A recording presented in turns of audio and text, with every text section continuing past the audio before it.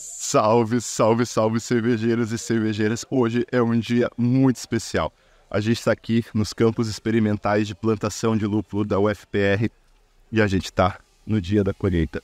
Hoje a gente vai colher um lúpulo que já está sendo cultivado aqui há 3 anos, o Mapuche. Vai processar esse lúpulo e vai fazer uma cerveja muito especial, uma Harvest Ale.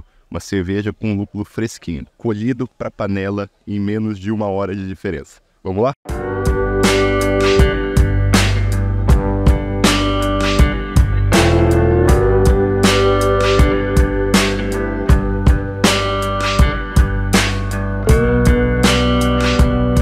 Meu nome é Alessandro Sato, sou professor da UFPR e trabalho na coordenação do Lúpulo.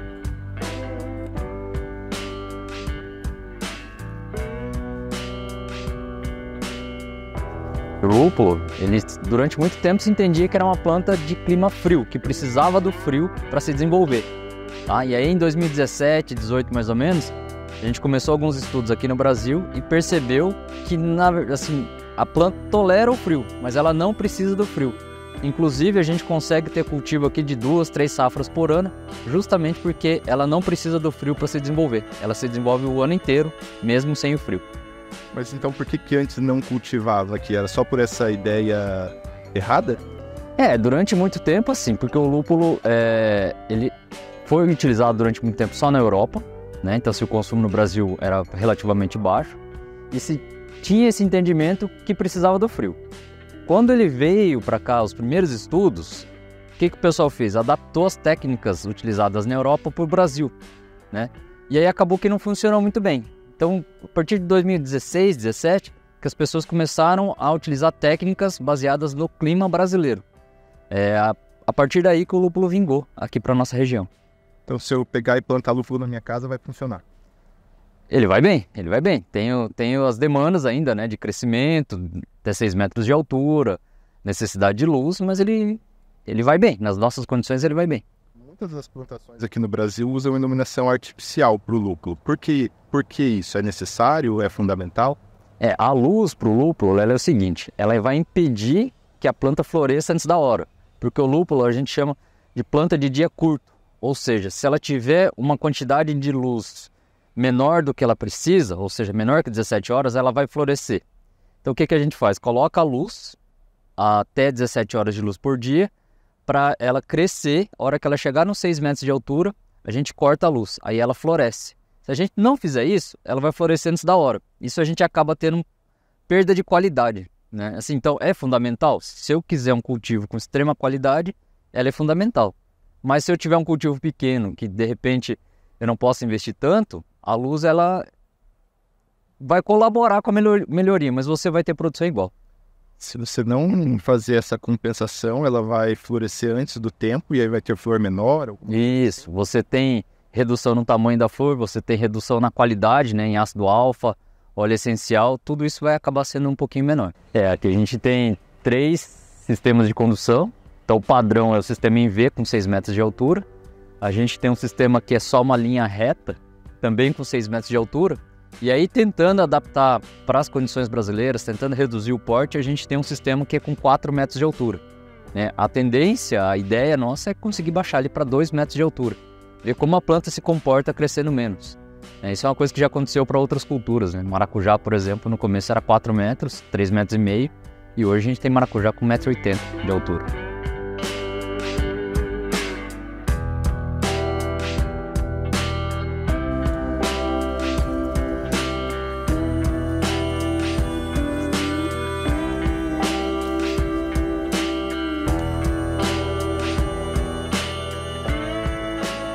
Esse aqui então é o Mapuche, é uma variedade originalmente argentina. É um lúpulo que, esse aqui, ele tá com uma característica cítrica muito legal, muito interessante.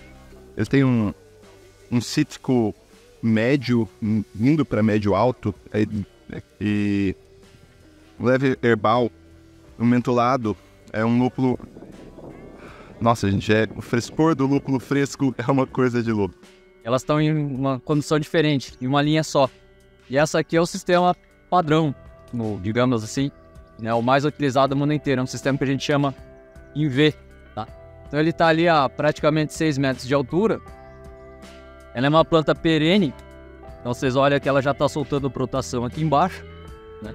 A gente, quando colher, daqui uns 15, 20 dias mais ou menos, essa brotação aqui vai subir e aí a gente vai ter uma nova colheita ali em meados de dezembro, novembro, dezembro, tá?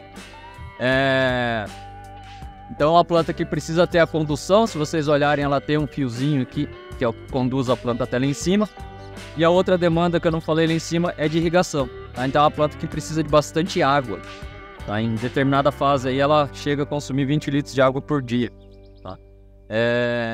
E ao mesmo tempo que ela precisa de água, ela não tolera solo encharcado.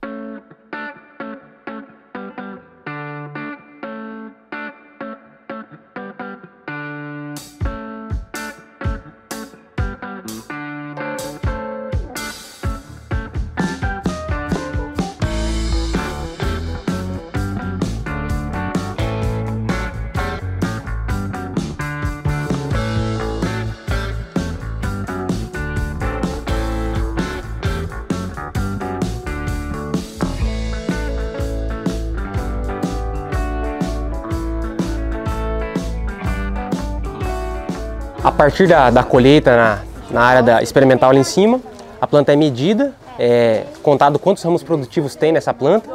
Ela vem para essa mesa, já medida, já com a quantidade de ramos produtivos, é tudo anotado, seguindo os padrões da pesquisa. Chega aqui, um diferencial, a gente tira as ponteiras de cada ramo produtivo somente para não contar eles como ramos laterais. Após isso, são tirados todos os ramos laterais da planta, são contados os ramos laterais da planta, tudo anotado. Depois, a gente tira todos os cones manualmente dos ramos laterais.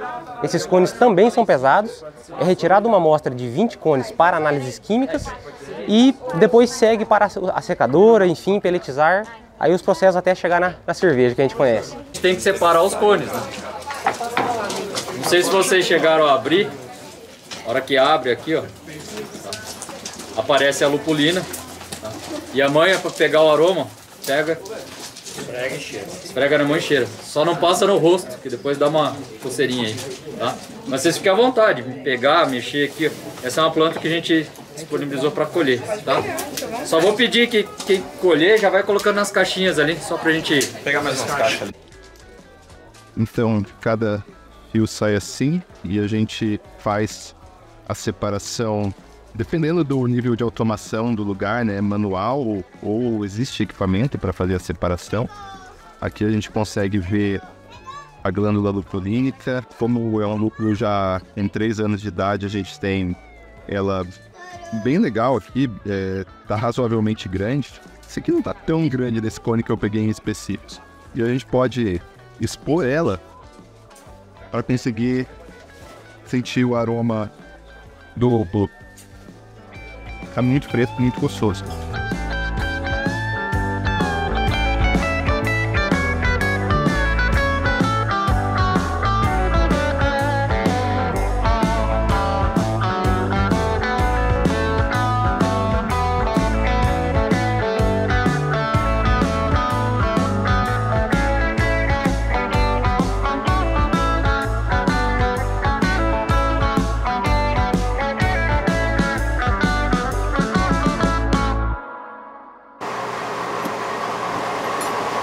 Você insere o lúpulo seco em cima, com aproximadamente 10% de umidade. Ele vai ser triturado, passa por uma placa de peletização, que ela é resfriada a água e com injeção de nitrogênio. Então, entre as camadas vai ser injetado o nitrogênio para evitar a oxidação. E aí o pellet é pelletizado a em torno de 20, 25 graus. Então, ele é pelletizado a baixa temperatura para não perder a qualidade. E depois é embalado a vácuo com atmosfera modificada e nitrogênio, para evitar mais ainda a oxidação. Tá aqui o lúpulo que a gente colheu. Olha que coisa mais linda. Esse aqui é o Mapuche. Ele já foi seco.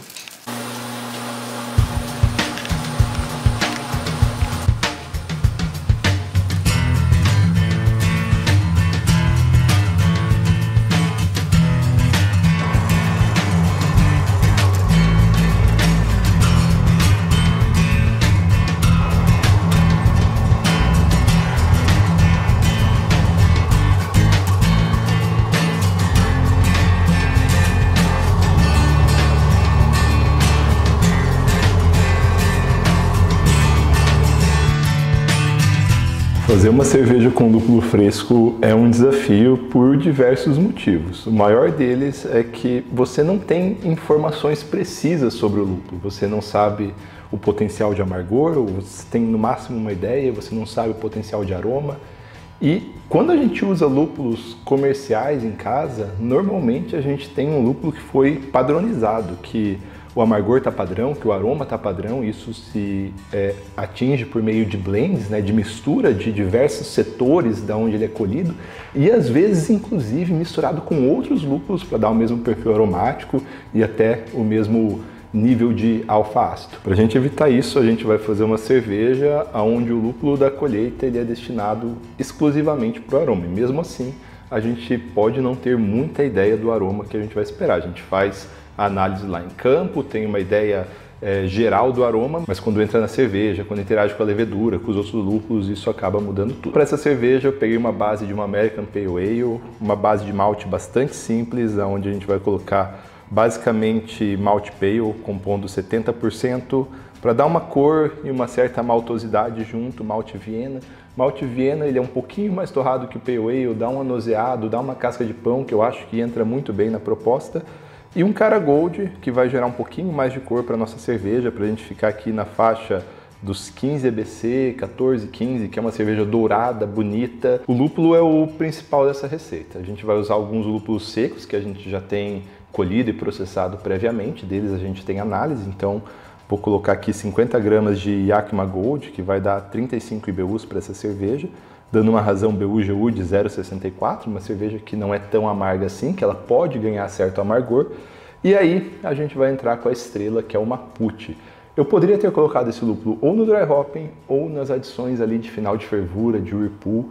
E como é uma Harvest Ale, uma cerveja que foi feita no dia da colheita, a gente destinou ali ao finalzinho. No processamento, ele passa por uma perda de umidade muito grande antes de peletizar. Ele sai lá da umidade de campo, onde ele tem uma massa enorme, a maior parte é água. Ele fica 2, 3 dias secando numa câmara de fluxo de ar, onde o ar passa por baixo, passa pelo lúpulo e arrasta a umidade. Só que com essa umidade vai embora também aroma. Então a gente quer reter a maior parte desses aromas na cerveja.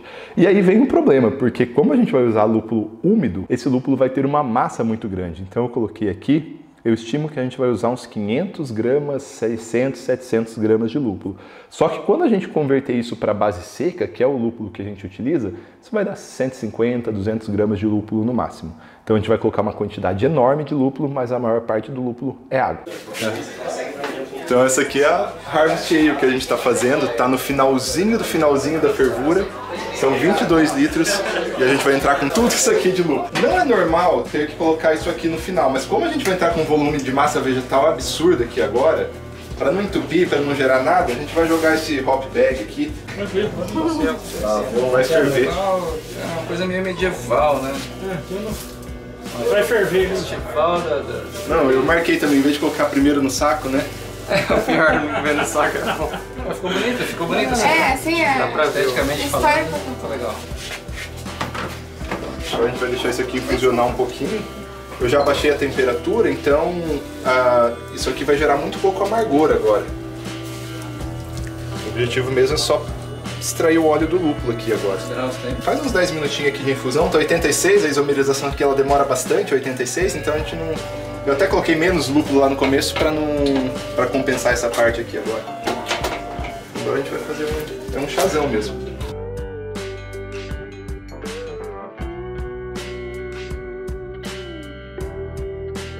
E estamos aqui com a nossa cerveja final.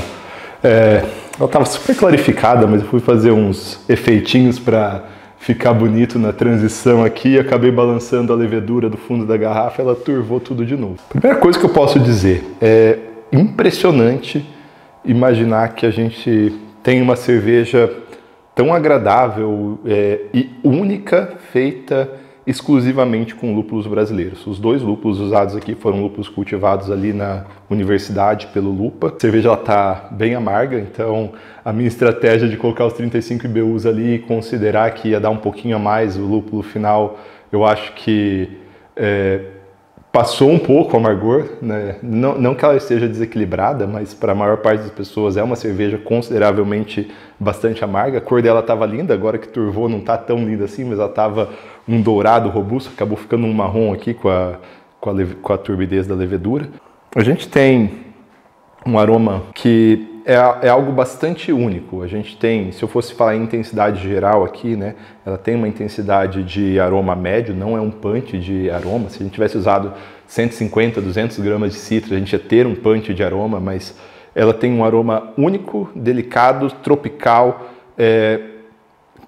aromas que você não sente normalmente numa APA, numa IPA, e puxando bastante para fruta madura, para fruta amarela, remetendo a uma salada de fruta tropical aqui, mas não puxando muito para o cítrico, não sinto nada de cítrico nessa cerveja, mas olha, de verdade, é algo impressionante, é uma cerveja, até banana tem aqui, mas isso deve ser de fermentação. Saber que o lúpulo brasileiro tem evoluído tanto e tem pesquisas como essa sendo feitas pelo Lupa em diversos lugares do Brasil e que a gente está conseguindo avançar tanto e tão bem, é algo realmente impressionante. A cerveja está maravilhosa, cerveja feita só com lúpulos brasileiros, cerveja feita no dia da colheita, uma coisa rara de fazer. Eu acho que essa é a segunda ou terceira que eu faço na vida. Eu estou muito feliz com essa cerveja.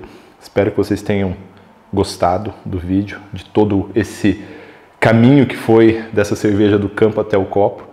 E se você quiser aprender a plantar e cultivar lúpulo e fazer parte dessa história aqui no Brasil, eu acho que o professor Sato ele pode ser um grande caminho de ajuda aí. Vou deixar os contatos dele aqui embaixo e até a próxima. O primeiro passo é entender a área que a pessoa tem, né? Então a gente tem que ver a quantidade de luz, o tipo de solo, declividade do solo, a temperatura, se é uma região que tem frio ou que não tem frio. Então tudo isso a gente precisa estudar a região primeiro. Depois, estudar qual seria a melhor cultivar, adaptada para a região. E aí, na sequência, ir atrás de consultoria e de muda de qualidade, né? O plantio, ele depende, assim, na sua maioria, da qualidade das mudas. Se você usa uma muda que não é boa no começo, a chance do seu cultivo dar errado é grande.